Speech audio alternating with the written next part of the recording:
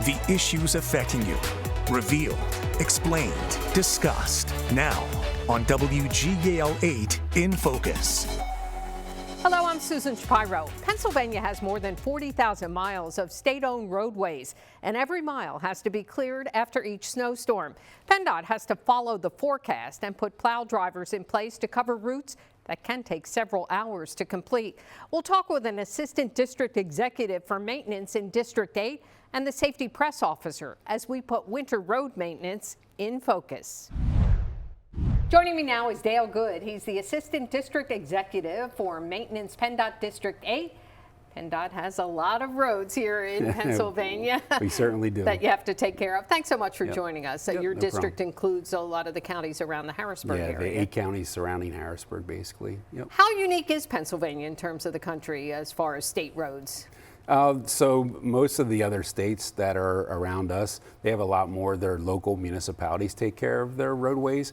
Compared to PennDOT, we have a lot more state-owned roadways than what most of the other states have.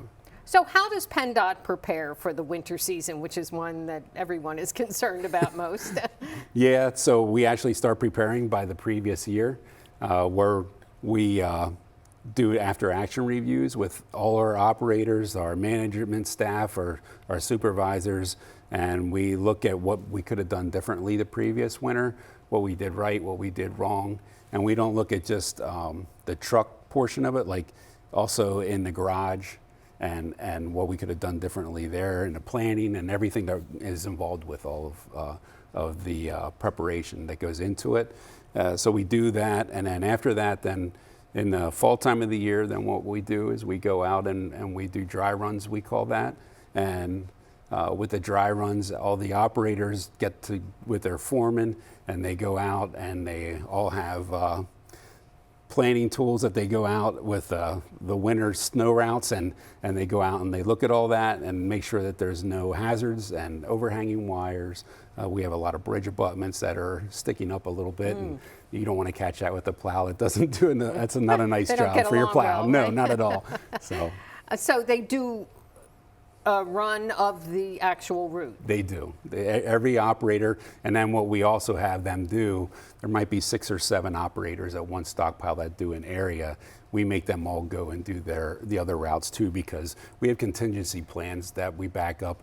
Our main focus is the interstates, so if we have a heavier snow, we might pull some of the trucks off of the back roads to go up and help the interstates, because those are the things we want to keep open the most. And then of course, then those other drivers got to know the hazards as well too. So, what is the goal in a snowstorm in terms of clearing the road? Is it down to the pavement, or you're laughing?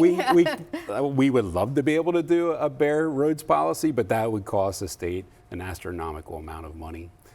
So, we try our best with our interstates and our interstate lookalikes to at least a slushy coating on there. We try to get material underneath so that everybody can drive on it and that they're not going to be sliding all over the place.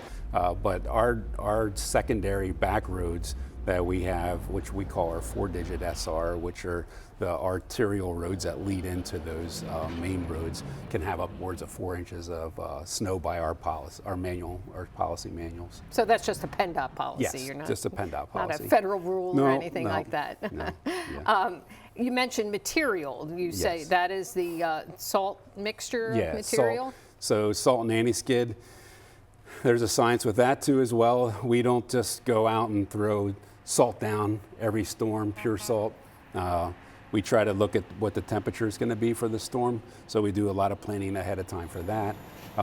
If it's 25 and above, we might do 100% salt on the interstates, or 75% salt, 25% anti-skid measure to help keep it a little bit of traction there with it. And then as the temperatures drop, you're actually going to use less salt, because the salt takes a lot longer to react when the temperatures get real cold, so it's going to freeze basically. So then we go with more of a mixture, like a 50-50 mixture of salt and anti-skid. There's also been some concern about that salt, damaging waterways and getting into the Yes. water. So is Yeah. there concern about that? How are you addressing that? And so all our trucks are calibrated, it's called, ahead of time. So each one of our trucks, they do a calibration. It goes off of pounds per snow lane mile. So every one of them are calibrated. We have an AVL system that'll track how much material they're using. So we use that as a means of knowing how much salt we use. Salt is $100, just about $100 a ton in some counties. And there's been like a 40% increase in the last 4 or 5 years just in salt. Blacktop, I pay $75 a ton for blacktop, so we actually pay more for salt than we do anti-skid. So you try to use it judiciously, I guess. Exactly, yes. All right, well, stay with us, Dale. Coming up, we'll talk about safety on the roads.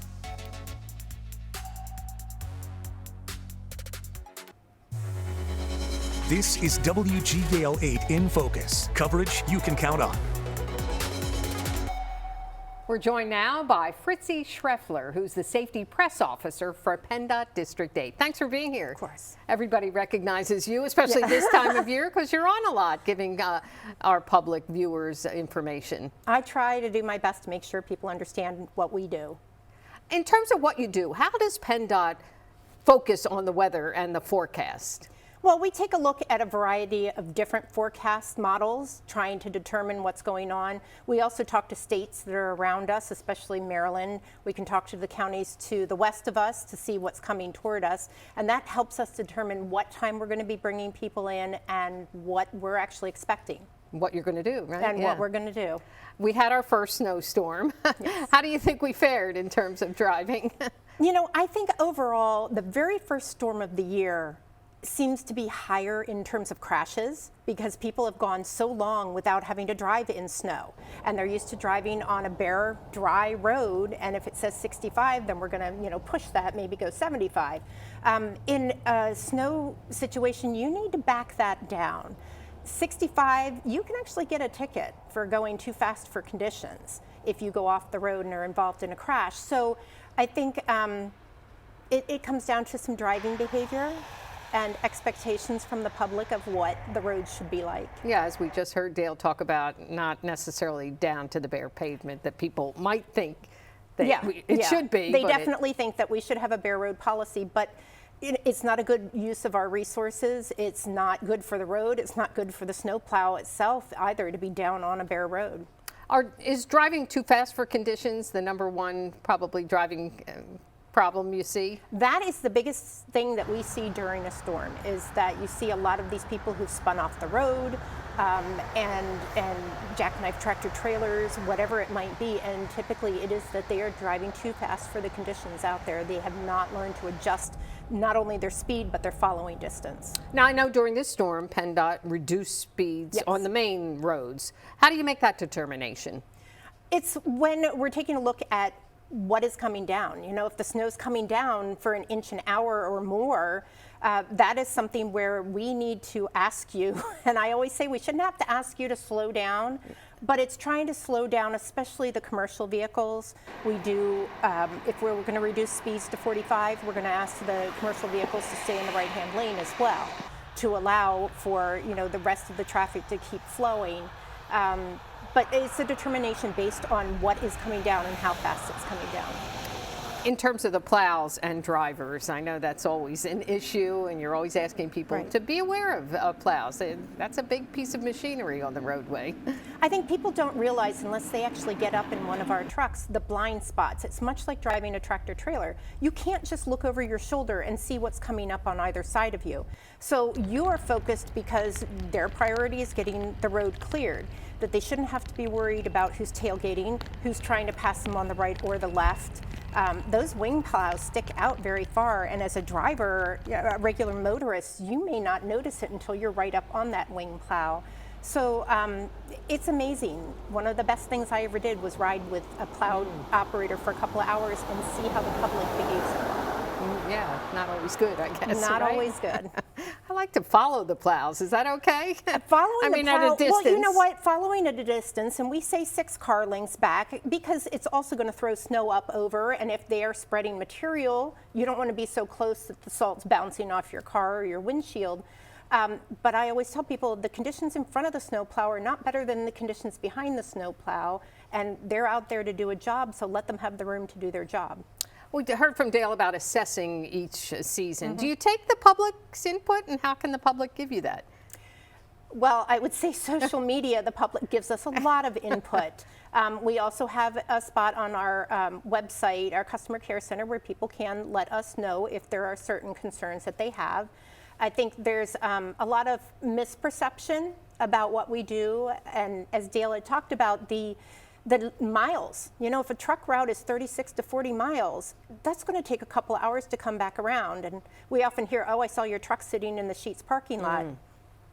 They're allowed a quick break. They have to fill up with gas, but they're allowed to get something to eat and use a restroom.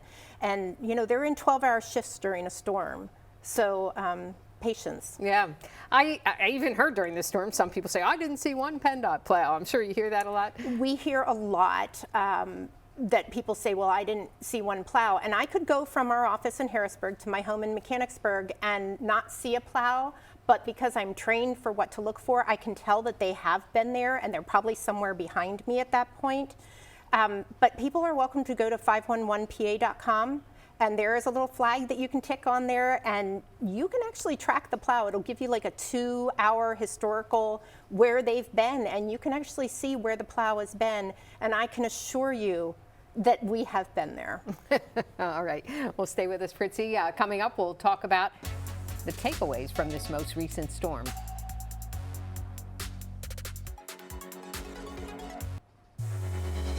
This is WGAL 8 in Focus, coverage you can count on.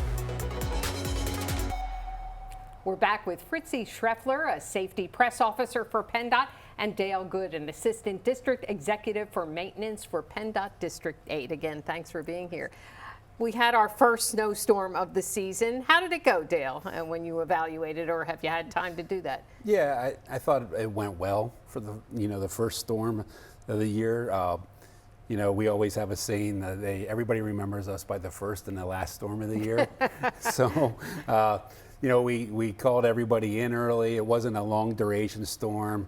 It wasn't a real horrible storm. So it was a good storm to get everybody back into back in the swing of things, swing right? of things, yes. A good training ground, Yep. so to speak. Pennsylvania can have a long season for PennDOT. We actually can. When we start looking for, you start seeing the signs in the summer that we're looking for temporary operators, they actually can start September to start their training or to start working, and it goes until the end of March. Sometimes we have to take it into April. We've had April snowstorms. We hear you talk a lot about the 12 hours on, 12 hours off, that shift. Why do you do that? Well, one part of it is that our operators are part of unions and they help set these time frames that they need to be working. But, you know, the way that I look at it is 12 hours is a long time to work. Most of us are used to, 7.5, maybe 8 hours. And I often relate it to being in a hospital. If you go into the ER, do you want the doctor who's been working 12 hours, or do you want the one who just started or has only been there a couple of hours? It's very tiring. They're driving a very large truck. They don't have the ability to look and see what's on either side of them. They have to pay attention to what's ahead of them. The calibrations of the computer systems in there, there's a lot. And so 12 hours is a lot. Yeah, that's a long time. You talked about some of those hazards on the roads for the plow drivers. We often hear, oh, they hit a mailbox or maybe something else. Is that just the hazard of the business? It is. We try to instruct everyone, try not to hit the mailboxes, but a storm like a wet, slushy type of snow where the temperature is close to 30 degrees is very difficult for them not to hit with the snow, because it's not really the plow that's hitting it, it's actually the slush that's hitting it, and it's heavy, very wet. If anybody was out shoveling, they would know what we're talking about. And so we've had a number of calls about mailboxes. Can that be the difference too, when it's a wet snow or Yes. a light and fluffy snow makes a big difference to what equipment you're using? Yeah, well, it's dependent upon what we're going to do. Our spread rates, we might not use as much when we're doing the heavier wet snow, because it's easier to melt off because the temperatures are warmer. Where when it gets a little colder, we might switch over to an anti-skid salt mixture and give us a little bit more traction. And you talked about evaluation. Some lessons learned, especially from, I think, a number of years ago where there were a lot of crashes on I-81 and people sat there for a long time. What do you learn from something like that?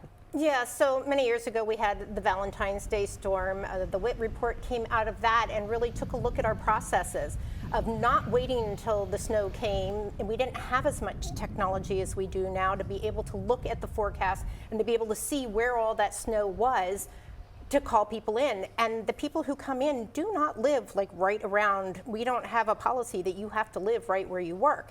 So people may be coming from a couple of counties away.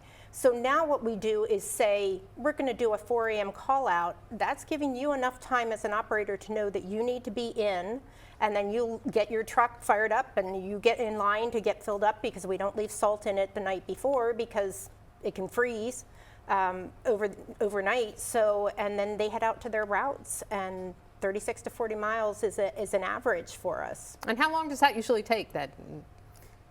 To do 36 to 40 miles, about 2.5, 3 hours normally. So that's why you might not see a truck for 3 hours. Right. And then if they have to go back and reload, it might be even a little bit longer yet till they reload material, put more material in their truck and get back out on the road. You mentioned, look, it's inevitable. There might be a crash and someone might be stuck in their vehicle. What do you recommend for people to keep safe in the winter? So and what they should have in their car? Right. We often talk about having an emergency kit. You really should have one all year round, because I always tell people, expect the unexpected. You don't know what's going to happen. For the winter, you want to make sure you have maybe an extra pair of boots, some socks, extra gloves, blankets, water, snacks, things like that. Maybe flashlights, checking your batteries beforehand. Cell phone is charged. You want to make sure that you have enough gas in your car. It's not the time to be at a quarter of a tank if you're heading anywhere or less. And windshield wiper fluid, tires. I mean, there's all these things you can do, maintenance to your vehicle before the winter season actually starts. Because if there's an incident ahead, you may have reached a point where it's not going to be easy to get off the road or back around to a different exit. Yeah, good point. All right, and stay with us. We'll continue our conversation and talk about PennDOT's hiring process.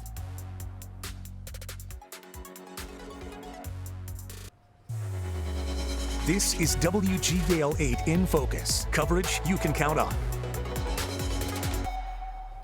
We continue our winter conversation with Fritzi Schreffler and Dale Good, who are both with PennDOT. Again, thanks for being here. The state budget was delayed for a long time. How did that impact PennDOT and what you had to buy for this winter? It really doesn't affect what we have to buy for this winter, because as Dale had said before, we start planning for winter at the end of the previous winter. We already have an idea based on historical numbers of what we're going to be giving each one of the counties in our area especially. And so they know their budget already as to what they're going to order. We also try and make sure everybody's filled at the end of the previous winter. The stockpiles are filled. This is a big part of the state budget, isn't it? It is. You know, we tried, when you're paying $100 a ton basically for salt, and you use 53,000 tons a year just in our district alone, we always try to fill up at the end of the winter, because the price isn't going down. It always goes up. And I imagine labor is a big part of the budget. Part of it as well. And speaking of labor, we're all still seeing signs out that you need to hire plow drivers. Tell me about that. You will always see signs out during the summer, especially as we get closer to fall, that we're looking for temporary CDL operators. We also look for diesel mechanics and welders. There are a variety of people who handle the radios during the overnight hours, especially. So we're always looking for people to work from September to the end of March. And you can either be full-time maintenance, because we still work all year long. There are still projects that we're working on. Or you can be in an on-call position where we're only calling you in for that storm. A lot of retirees like to do that. They had their CDL. It's still current CDL. They can come work for storms, work full-time, have their summers off. What are the criteria, Dale? So you have to have a CDL license to be able to come in as a temporary operator. And is that something you have to get on your own? You do. So a number of years back, the federal government switched it over that you have to go to an accredited facility to get your license. One of the advantages is coming to PennDOT. You can come without your license. You just need a permit your first day. We'll actually send you to our accredited school get your CDL license, which is around $6,000, I think, and then we will hire you on full time. So PennDOT will pay for that? Yes.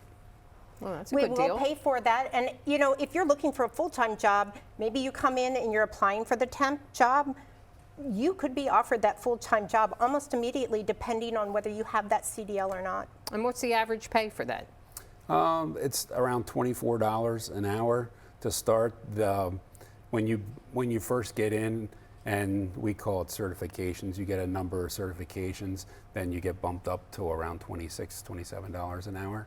And then for a mechanic, if you have your inspection license and your CDL, it's $28 an hour. And it may not sound like a lot compared to maybe some of the trucking companies can offer more, because we are competing against them, but you're also getting a fabulous benefits package. Right. And I think a lot of young people don't necessarily think about, you know, retirement coming someday and what kind of benefits package you will have. What kind of benefits do you get? Well, you know, time off is a big thing. So, you know, when you first start off, you get time off, health benefits, eye, dental, prescription. A lot of places don't offer all that, and we do here, and it's a retirement package too. We have pensions and we have hybrid packages as well. So This is a lot of time alone, isn't it? And you're there in the truck. They're pretty much solo, aren't they? yes, yeah. They're for the 12-hour shift. They're out there by themselves pretty much. And they don't get holidays off, so everybody's looking forward to Christmas coming. And people always want a white Christmas. I think people at PennDOT are the only ones who don't want a white Christmas, because there are years that we all have been working on Christmas Day. I think people in news don't want it either, right? Yes, Right. exactly. We don't get those days off. Yeah. So what's your hope for the rest of the season? Well, it's been a long time since we've had a really good snow, and I think the public, there are a lot of people out there itching for a really good snow. And the years that we have, quite honestly, without a lot of snow, if you come to work to PennDOT, that's one of your expectations, is that you are going to get to be out there plowing snow. And it's actually better than being on the side of the road out in the cold temperatures doing work that we do all year long. Any last advice there, Dale? I mean, my hope is that everyone gets home safe at the end of the day. The public and my operators too. I don't want to have to go to anybody's house and, you know, deliver bad news of anybody that something happened out there that could have been prevented. Absolutely. We hope for a safe season. Thank you both for being here. We Thank you. appreciate it. Thank you for joining us for WGAL 8 in Focus. For all of us at WGAL, I'm Susan Shapiro, and join us again next Sunday morning at 11 for WGAL 8 in Focus right after NBC's Meet the Press. And you can watch each episode of In Focus plus WGAL's latest newscasts, original programming, and more. Just download the Very Local app and stream for free on Roku and Amazon Fire TV.